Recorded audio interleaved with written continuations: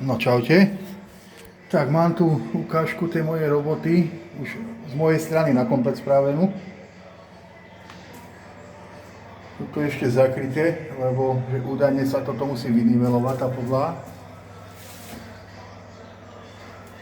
Tu môžete pozrieť takto.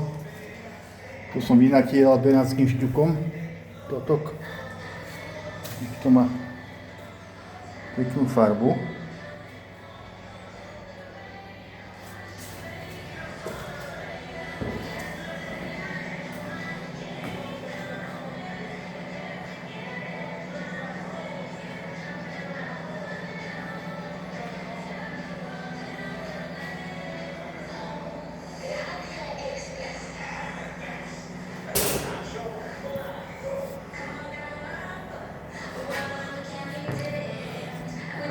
Tu som dával ten benátsky šťuk do toho, do týchto vytierkov.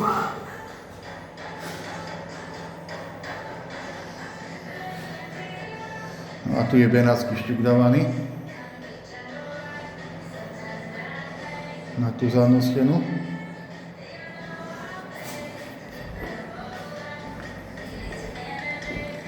No už len príde elektrikár a parketár. Sem bude lepiť plávajúcu podlahu. Toto sú tie elektrické vypínače keramické, ktoré sem pôjdu.